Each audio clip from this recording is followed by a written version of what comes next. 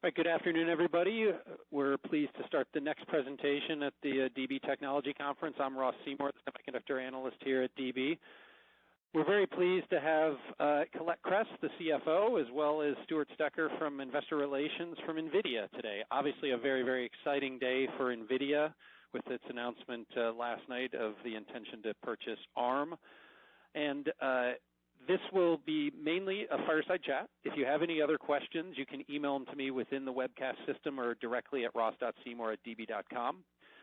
Before we get started in the fireside chat, I want to pass it over to Stuart just to run through some of the disclosures from the NVIDIA side. Stuart? Great. Thank you, Ross. During this call, we may make forward-looking statements based on current expectations. These are subject to a number of significant risks and uncertainties, and our actual results may differ materially. For a discussion of factors that could affect our future financial results and business, please refer to our most recent Forms 10-K and 10-Q and the reports that we may file in Form 8-K with the Securities and Exchange Commission. All our statements are made as of today, September 14th, 2020, based on information currently available to us. Except as required by law, we assume no obligation to update any such statements. With that, I'll turn it back over to you, Ross. Thanks, Stuart. So, Colette, why don't we jump right into the ARM deal? And I have some strategic questions, some financial questions, and then some regulatory ones. So why don't we start on the strategic side of things? You held an investor call this morning at 8:30 Eastern time, but just to go over some of the highlights on that, what's the strategic vision you guys have for the combination of NVIDIA and ARM? Yeah, absolutely. So correct, yesterday afternoon was our announcement of our plans to acquire ARM. This acquisition, we believe, creates an opportunity to become the premier computing company for the age of AI. This gives us the combination of NVIDIA's leading AI computing platform, along with ARM's vast CPU ecosystem. And it positions us in the right way for the next wave of computing as we move into the age of AI. Our hopes are to expand ARM's IP licensing portfolio with NVIDIA's technology into some of these large end markets that ARM has, including mobile as well as PCs. We also hope to turbocharge ARM's server CPU roadmap pace and accelerate it into the data center, edge AI, and IoT opportunity. This gives us the ability to reach even a larger overall developer community than we have alone. Our developer community, for example, is about 2 million folks that use CUDA, as well as many of our other platforms for gaming and otherwise. And now we have the opportunity to address more than 15 million developers that are on ARM. This deal is financially attractive to us. It has a high margin, recurring revenue platform business, and we expect at close for it to be immediately accretive to our non-GAAP EPS and gross margins. Great, thanks for those details. If we dove a little bit deeper into this, it seems like you can bring the ARM IP up to a higher level of processing power, servers, data center, that sort of thing. And then, as you said, you can bring the NVIDIA IP down to the broader market of mobile devices, et cetera. How do you envision the NVIDIA IP going into those mobile devices? If I go back into the past, you had an IP licensing model to a certain extent. It was much more narrowly focused with Intel at one point, and then I believe you tried to do a licensing model after the Intel deal ran its course. So talk a little bit about how you plan to bring that NVIDIA IP to market via this ARM acquisition. Yes, that's exactly our plans, and focusing on ARM's IP portfolio, which is broad, probably one of the broadest ones out there in the market. They have the focus in terms of licensing their architectures, licensing their cores, which comes back as overall royalties. The overall devices, IoT devices, phones or otherwhere that have been sold or in market is probably a market of more than 180 billion. And per year, there's about 20 billion devices and such that are overall licensed with overall ARM. But what is unique is NVIDIA has the world's best GPU technology and something that the billions of mobile users can likely benefit from.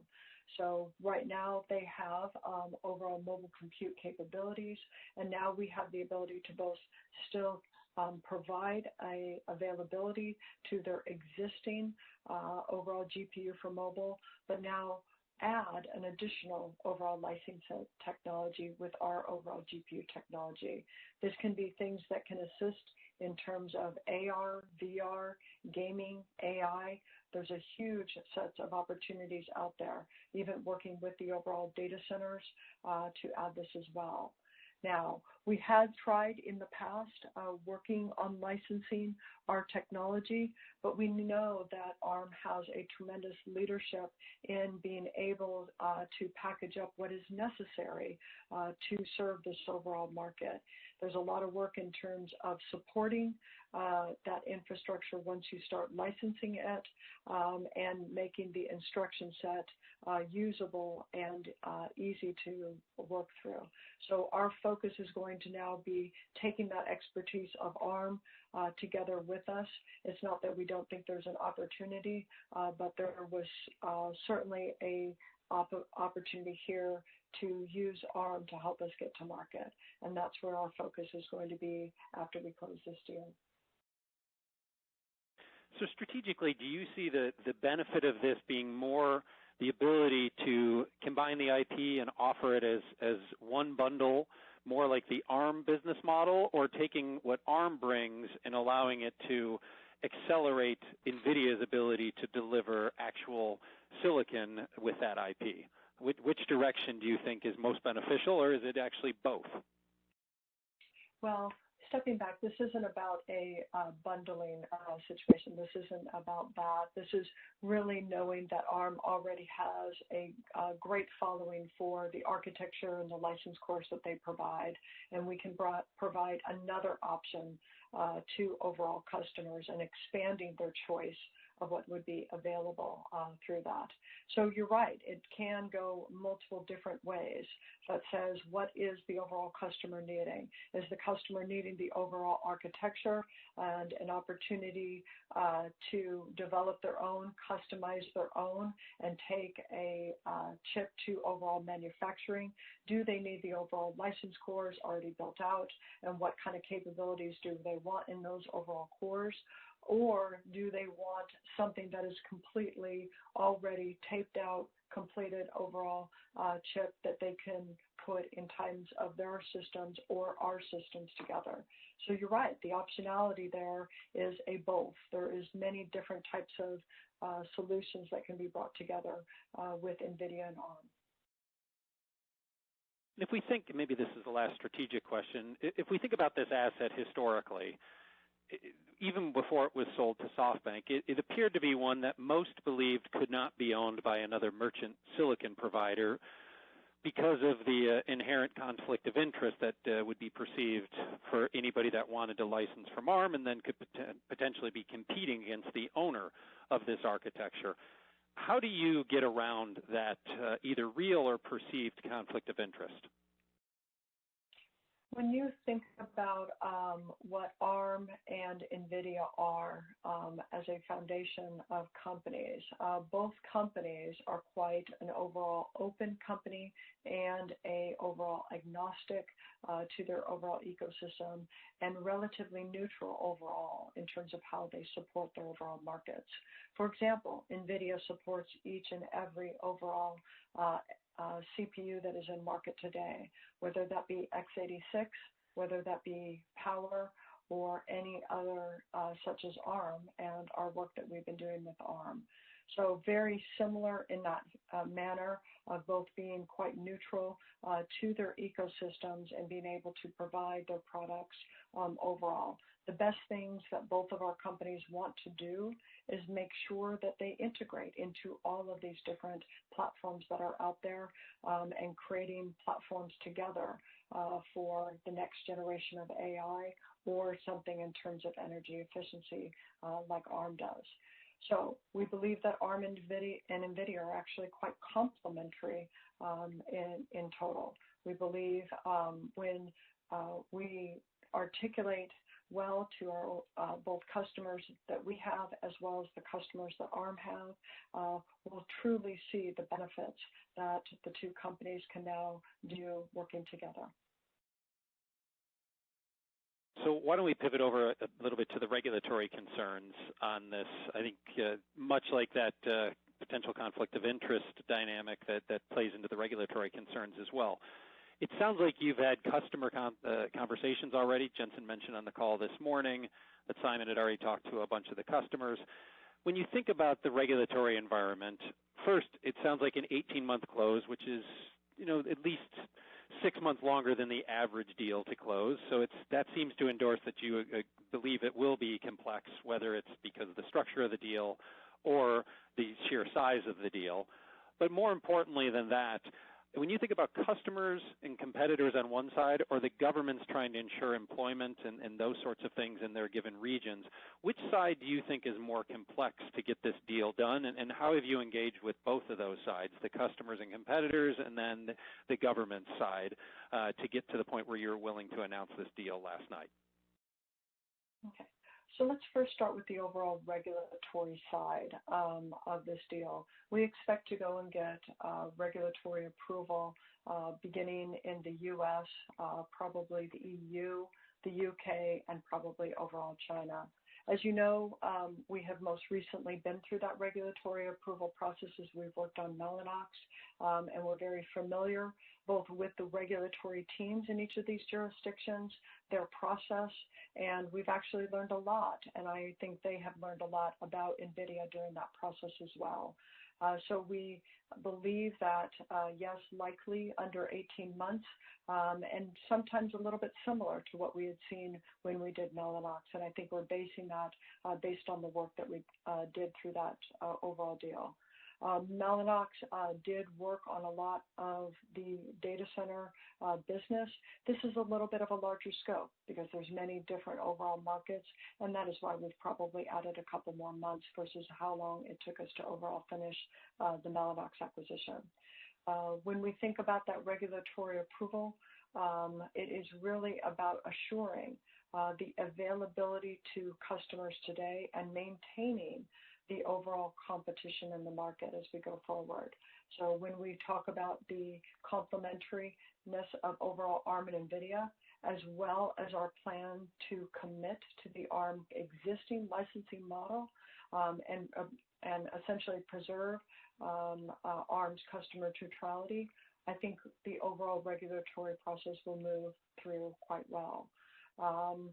We believe the deal in total is pretty much pro-competitive in terms of what we're outlining. Nor do we think it will affect any customer and or any country's access to overall ARM's technology. So the second part of the question was really talking about the different jurisdictions around the world and focusing on areas such as the UK. The UK is the overall home of ARM right now. They are based in overall Cambridge. And if you saw in terms of our announcement, we truly want to keep that as their home in terms of where they have developed this technology for over 30 years and where so much of their IP is based. But we believe we can help them and add to what they already have there in the market, focusing on that next wave of AI. Our plans are to build a AI center in Cambridge, right there in their home, and add to it a set of high top overall researchers that we can have from the overall Cambridge area, Cambridge University, and focus on building a supercomputer to build out some of their work that they are also doing in the data center to bring a CPU to such an important workload. So I think we are focused not only on the jurisdictions, we are focused on the needs of providing the neutrality, the competitiveness, and the access that each of all these regions and customers may need. Thanks for all that color, Colette. Why don't we wrap up the NVIDIA ARM discussion with a couple financial-related questions. I believe in the press release and the slide deck you said that in the last 12 months, ending in March, This asset had about $1.8 billion in revenue, 94% pro forma gross margin, and about 35% adjusted EBITDA margins. As we look forward on the revenue side of things, we talked earlier about bringing the NVIDIA IP to kind of the more mobile end of the spectrum and the ARM IP up to the more data center and server end of the spectrum. Can you talk about the revenue growth assumptions and or the vision you have for what the revenue growth can look like for this company? So that is correct in terms of what we are purchasing. We are purchasing the overall IPG business of ARM. What will remain with SoftBank is the ISG business, which they have announced earlier of an area to bring to them and potentially sell that overall business. But what we are focused on is the high-quality business, the high gross margin, and that reoccurring revenue platform that comes with the IPG business of overall ARM. What we believe is we have a great opportunity to expand into the current markets that they actually work in today, mobile, data center, infrastructure, automotive, and IoT, by the insertion of our focus of our technology and being able to license our technology into that market. But we also see an opportunity in working on new projects addressing markets in the data center and turbocharging the work that is being done there to expand into that business as well. So it's a little early to talk about what size overall growth that is, but it can benefit, I think, both sides in terms of growing the markets that each of us are in. And then you mentioned about turbocharging ARM's investment, given NVIDIA's greater R&D capacity. I think a lot of that was targeted towards the data center side of things, but it could be a broader statement overall as well. How do you think about the profitability? That 35% number you're looking at, as you're turbocharging that, is that something where the OpEx is going to rise? How does that relate to the revenue? Any sort of target profitability or kind of roadmap on the profitability side of things would be helpful as well.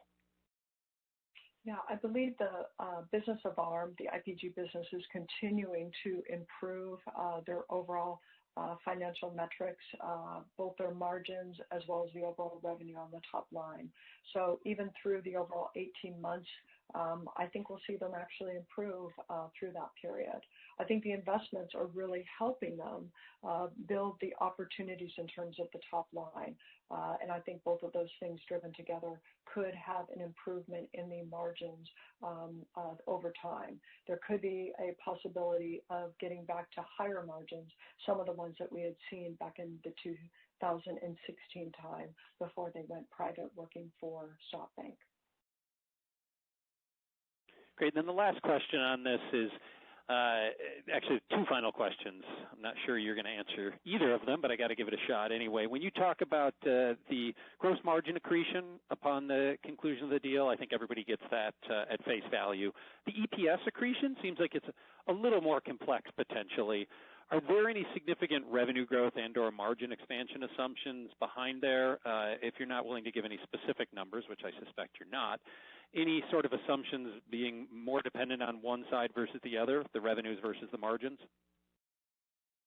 No, there's no specifics on there. Again, the business will likely continue to grow between now and the overall close of the acquisition, which can be accretive. We're buying a business that is profitable right off the bat, and I think that will help our overall EPS.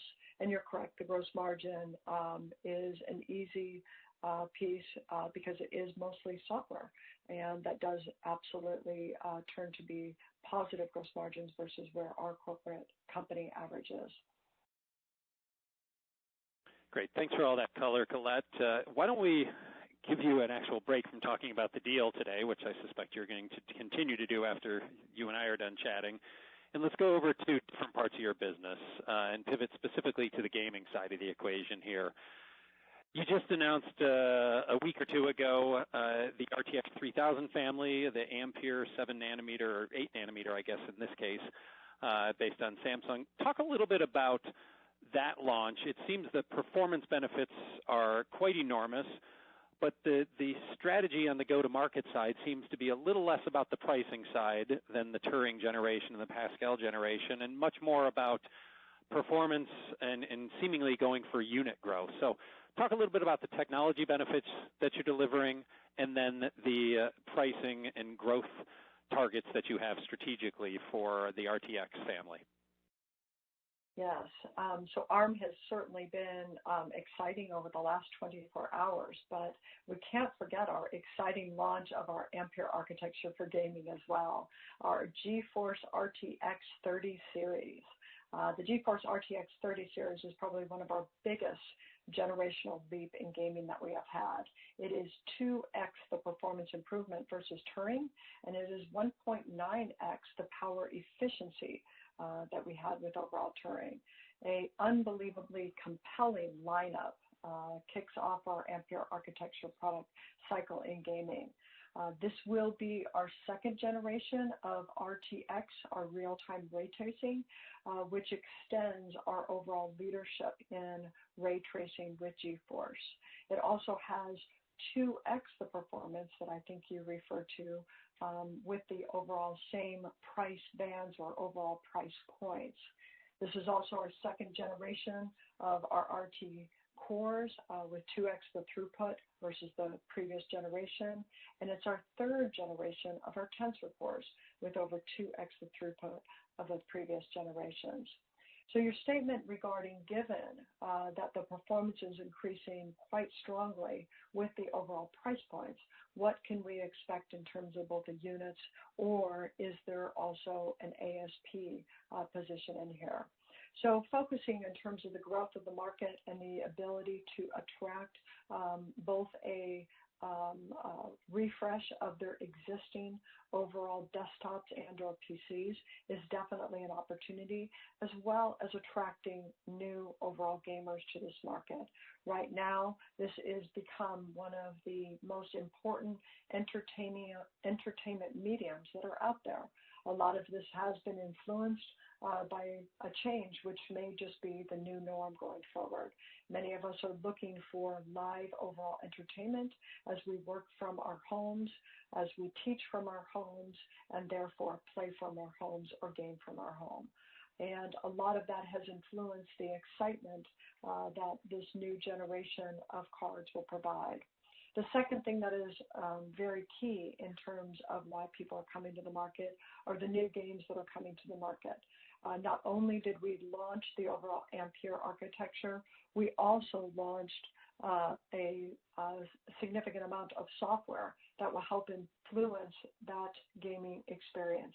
The gaming experience, whether or not you are just a normal gamer, and we have new games coming to market using our ray trace technology and or our DLSS, improving with AI that ray tracing experience, or you're a broadcaster and looking for keys on how to better represent your work in terms of gaming on the web. So many different things to bring people into the market right now to buy gaming.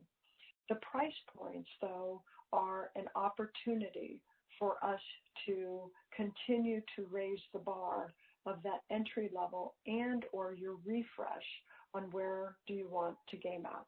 So, for example, we're really looking about our overall average ASPs for overall gaming.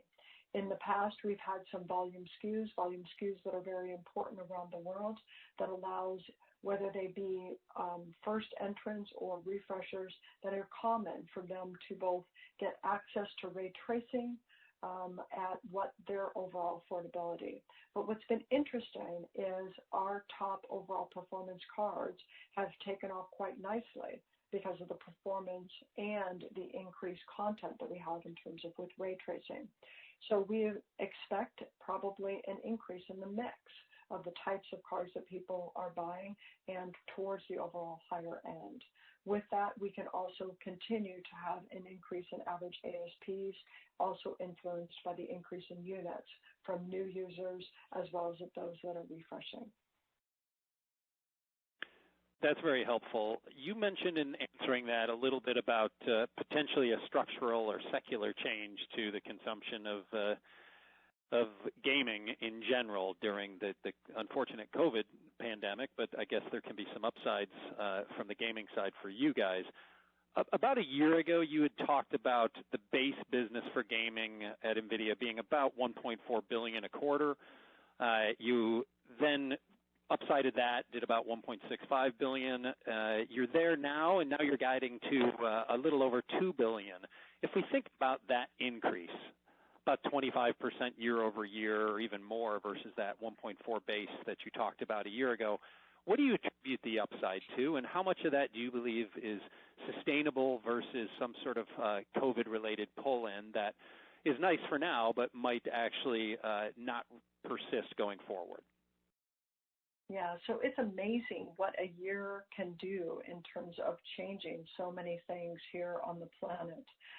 So for one thing, yes, our baseline business and the pieces of growth that we have seen continues to just both change the overall market, but better overall expand the overall market for gaming. So keep in mind, we have three different overall platforms within our gaming business. We have our overall desktop platform, which we sell cards to our AIC or add-in card manufacturers, and they put them in the market either through retail or e-tail. Our second overall market is our notebook business. Our notebook business is currently a very important business where OEM manufacturers have concentrated in bringing high-end laptops to market for specifically gaming. And with that, bringing that thin and light and the high performance business that we can provide. Additionally, we have our overall consoles, and our consoles are focused on our Nintendo partner, and they are doing quite well with their overall Switch that has been in market for some time. Now, what is interesting is the mix just keeps changing within that business. So yes, during COVID, there were some changes. The access to the overall retail market at the very beginning of COVID was shut down, and things had to move towards what we saw in an e-tail market. We were able to swiftly move with our manufacturers to the e-tail market to address the overall demand that was there. The demand was about working from home. It was about playing from home. It was about teaching from home. But it also was aligned to what we've been seeing over several years, that gaming has become an entertainment sport. It is not just about playing the game and winning the game. It is about the overall conversation with your friends, the collaboration with your friends, and the connections that gaming provides. We do believe that in this world, everybody will become a gamer at some point. So we've seen a shift in terms of COVID, in terms of how those things happened. Yes, we have seen a very interest in this entertainment area, but I think this is just a continuation that we'll see from now until we get to a new norm. We have a big overall holiday season in front of us, a big holiday season which is fueled with new games coming to market, new games, many of them also focused on ray tracing, as this is also the time where overall consoles will endorse overall ray tracing. Our 2-year head start on overall ray tracing can be extremely helpful as we look at the overall holiday market in front of us. This is a time where gamers are in market to buy games, and our 2 years still puts us with one of the top overall GPU technology to really enhance overall real-time ray tracing, not only with the hardware, but with the software. So overall, yes, there has been a lot of shifts associated with COVID, but more importantly, I think there has just been a shift of gaming to an entertainment medium. Last question for you on the gaming side of the equation is competition. It doesn't sound like the pricing decisions that you made for Ampere had anything to do with competition, but with both Intel coming in not only on an integrated basis, but next year on a discrete basis, and AMD launching new higher-end parts within its stack, How do you view the competitive landscape within discrete and notebook GPUs, and is it changing at all as you look into the back half of this year? When you look at either of those two markets, whether it be desktop and notebook, we have quite a good hold on the market of gamers. Gamers love our brand. They love our overall working with the ecosystem and all of the technology innovation that we seem to bring to the market each and every single time. Our overall 30 series of GeForce that has come to market couldn't have been a better launch. It is going quite well.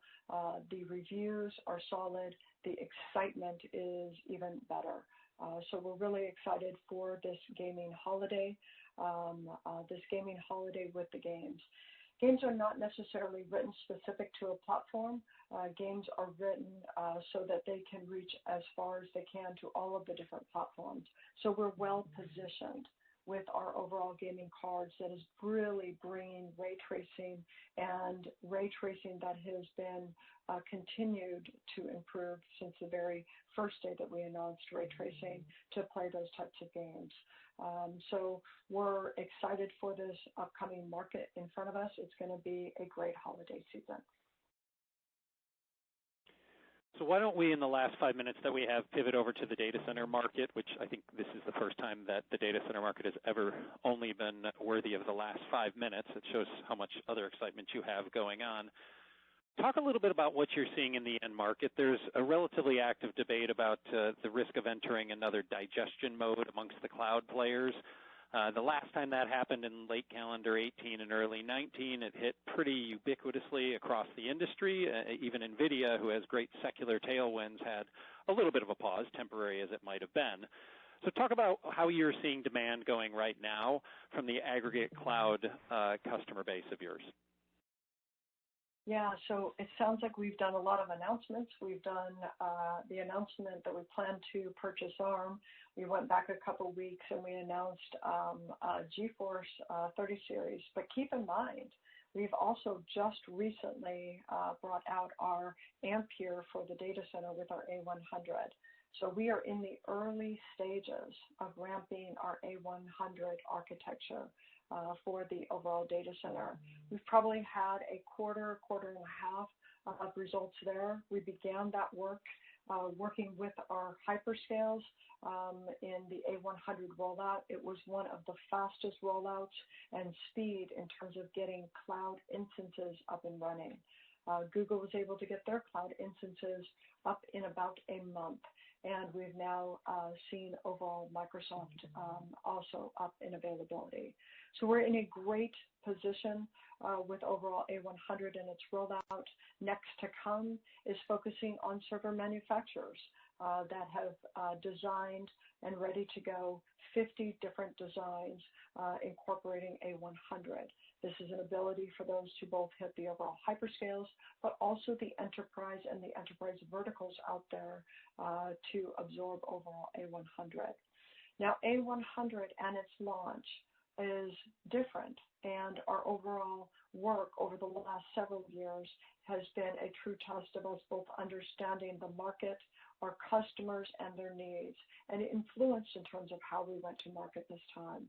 We went to market as we have a breadth and depth of overall customers that both are aiding in terms of the work that they are doing to define their projects, define the overall products that they may need to support the projects that they are doing.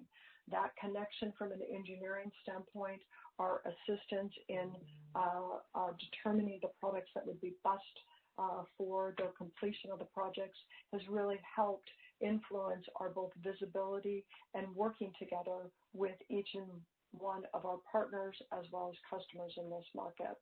We've provided over the last couple quarters previously our overall visibility for the next quarter, and this is another case in terms of our visibility with our overall Q3 data center revenue and our plans. We will be up sequentially, and we will be up strongly versus a year ago, up probably 150% from a year ago, with the combination of NVIDIA compute as well as Mellanox and its networking. So We will continue and strive to keep those relationships with the customers so that we can help them plan effectively and us to plan effectively in terms of meeting their needs. And I think that is where our focus is. From time to time, projects certainly can be volatile and different, but right now our visibility for the quarter that we're in is what we're providing. Well, Colette, that's a perfect answer and a great way to wrap it up. We're exactly on time. So thank you so much for taking the time today to attend our conference and chat with me. I know it's been a very busy and exciting couple days for you, and it's probably going to continue for a few more. But we appreciate your time. So everyone, that wraps up our fireside chat with Colette Kress and Stuart from NVIDIA. Thank you all. Thank you for having us.